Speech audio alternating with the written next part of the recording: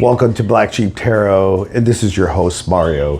Have you ever wondered where the origins of dissociation, shame, self-doubt, and people-pleasing comes from? Maybe childhood trauma. I went through some childhood trauma when I was obviously a child, where I couldn't defend myself. And maybe you can relate with some of that. My parents were the people that hurt me the most, and it is what it is. I used to do a lot of things to lessen the trauma by people pleasing, drugs, sex and drugs, and rock and roll. And maybe you're there.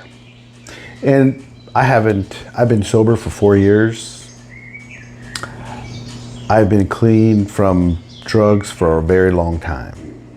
And I'm thankful for all those things. And maybe you're looking for a way to make sense of what you went through, okay? Maybe this is the first video that someone actually talks about it. I helped myself in many ways. And I read articles by doctors and things like that that taught me about what I went through and who my parents are and why they did what they did. And today's video is going to be about childhood trauma. Okay? It becomes part of who you are as an adult. Okay? So what we're going to talk about is childhood trauma impacts the relationship with ourselves and with others during adulthood. Okay? I read articles on this channel to better prove my point of what I went through and what I did to find success away from P-hub addiction, drug addiction, and drinking, and so on, okay? The concept of identification with the aggressor helps us understand many effects of childhood trauma. See what I'm talking about? Effects include people-pleasing, internalizing of shame, and disassociation from our own needs and emotions. That's why this video is so important, and that's why I do what I do, because I want to help someone who wants to help themselves out there, because the process of identification with the aggressor introduced by psychoanalyst Sandoro, all right, is the way to understand the impact of childhood relationship trauma. How was your childhood? Who was the one who hurt you the most? Someone close to you? Most likely, you know, there are strangers that do you wrong, but most people who affect you in life are those closest to you, whether marked by abuse or neglect. The child molds their sense of self to the need of adults. And that's what we did, as the way to seek emotional and psychological safety. There was no safety in my house. You know, we all got it. You know, either abuse from our mom or abuse from our dad. In adult relationships, this accommodation might be transformed into what is popularly called people-pleasing. Do you do that at work? Do you do this with your friends around you or anyone in particular? Think about it. An attempt to seek psychological or emotional safety by prioritizing other people's needs. However, the ramifications of this process are broader. Okay? You suffered the most. In order to stay safe by becoming who others need them to be, the child must develop an acute sensitivity to the other person's needs, wishes, moods, and feelings. How was your dad feeling? Angry? Drunk? Was your mom a narcissist that only her feelings mattered and her wants and needs superseded even your life? Yeah, I've been there, okay? What might look like a maturity, empathy, or wisdom might be an expression of how the child needs to change to ensure their emotional, psychological, and physiological survival. When rational trauma is not defined by abuse, but neglect, rejection, or emotional unavailability. The impact can be similar. Okay, trauma's trauma. For example, in order to protect themselves from feeling abandoned or unsolved or unloved, children of depressed parents can assume caretaking qualities or shape their personality, hoping to enliven their emotional unavailable caregiver. See, there's a lot of kids out there who wish their mom was available, but she's not because she's preoccupied with other things, and so isn't the dad. This goes both ways, okay? Becoming empathic or nurturing or identifying with aspects of our parents and their wishes for us can, under normal circumstances, augment our sense of self and identity. However, they can be expressed of traumatic experiences when they involve taking parentified roles in order to preserve a sense of safety while losing ourselves in the process. To me is you have to grow up sooner rather than later. You didn't get to be a kid, right? Because you had to be the adult. You had to go raise your brothers and sisters because the adults were too busy doing whatever the heck they were doing, right? As these capacities, empath, attunement, are gained, the victim's contact with his own emotional life is lost. During adulthood, this might be experienced as having a limited relationship with our inner life, feeling disconnected or unsure about our own needs and wants, or engaging in masochistic relationship. At the center of the process of identification with an aggressor lies the urgent task of meeting the adult narcissist needs. What was I saying? Narcissist need might include feeling powerful, needed, useful, alive, desirable, or loved. But they can't give that to you. Children become extensions of their parents' needs and experience themselves not as individuals, but as an object to use for the caretaker. See what I'm talking about? Rather than a person of intrinsic value. This results in a diminished sense of agency, identity, and self-coercion, which is often carried into adulthood and experienced as helplessness, depression, doubt about ourselves, or as anxiety, fear, or instability as we depend on others to feel grounded and cohesive. Do you see any of this in you or someone you know or your sibling or your parents?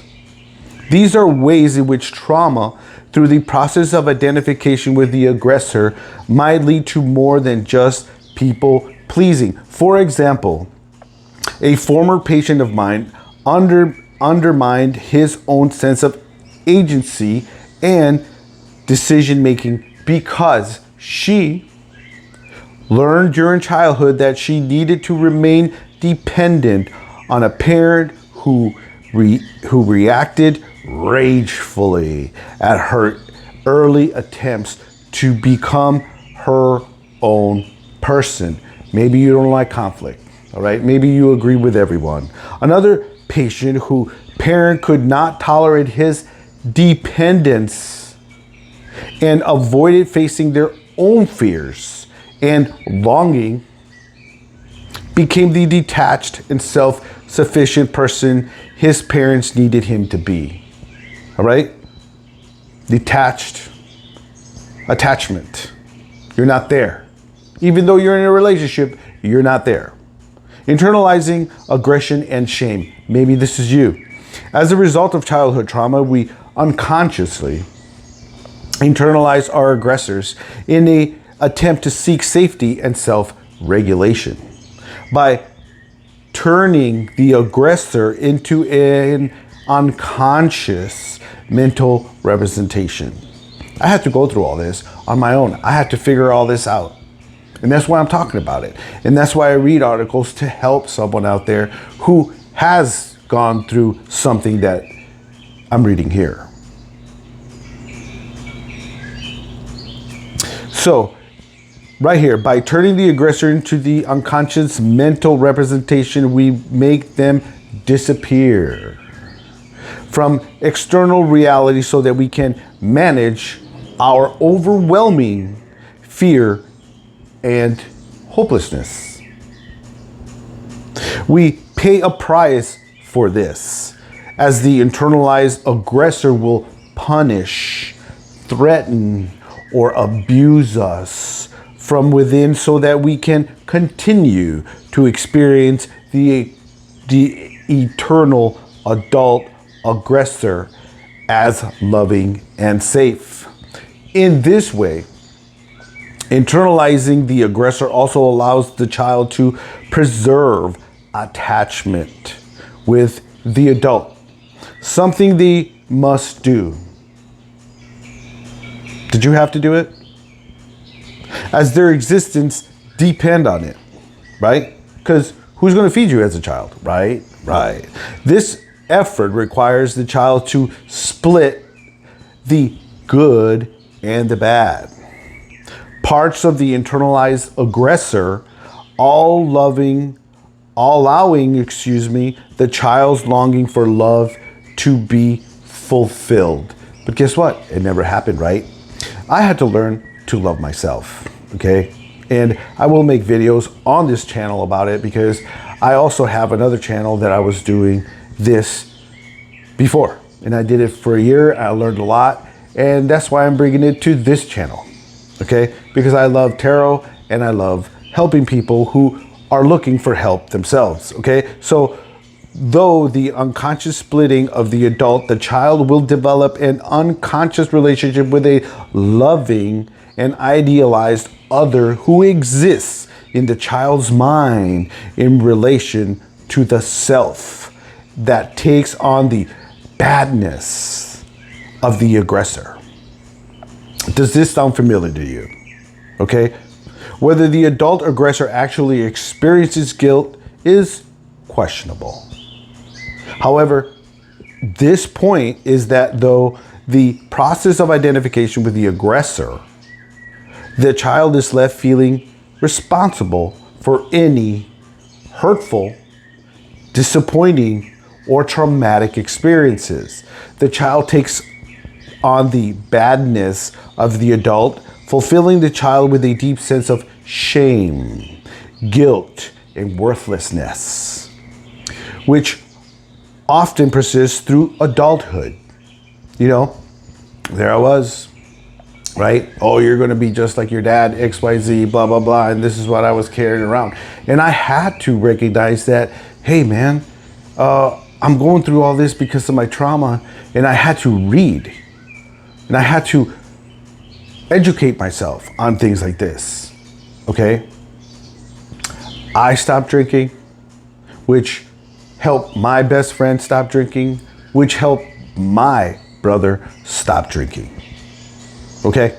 That's why I do what I do. Acknowledge the failures of the adult we depend on would put our own existence at unbearable risks. So our minds will opt for making themselves responsible and bad.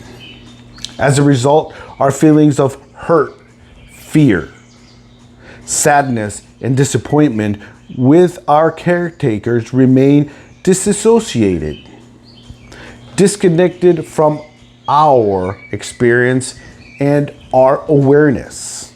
Are you aware of any of this? Is this the first time you heard of it?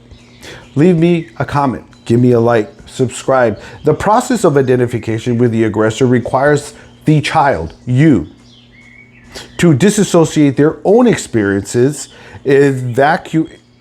evacuating their own sense of self, needs, wishes, and feelings in order to become who the aggressor needs them to be. People pleasing. You don't want to rock the boat. You go with the flow. You don't want to stand out. You don't want to be you. You don't want to be the real you because your parents didn't allow you to be the real you. And that's why my parents are not allowed in my life, because I am who I am and they don't like it. And guess what? That's okay. You just stay over there.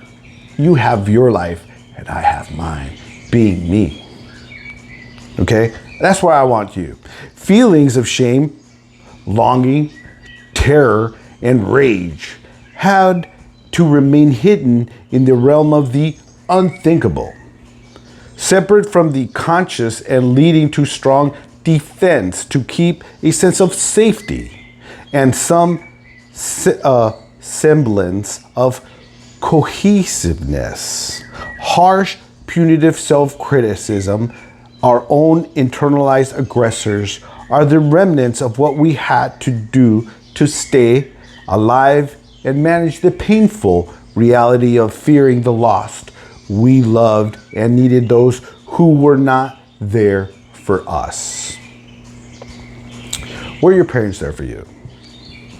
My parents weren't there for me, which led me to go out into the world and make all sorts of mistakes. And have you made all those same mistakes? Right? People pleasing, right? Falling for the wrong person, falling for the person that is unavailable, just like your parents. I had to learn that that's not the way life goes. There's more to this article, but I won't keep you long. I just want you to understand that I went through it, and it led me down a road of self-medication. And if you are there, leave a comment. I've been through it. That's why I make these videos, to help someone just like you. And remember, if you are a black sheep, you have found your home away from home. And I will see you in a later video.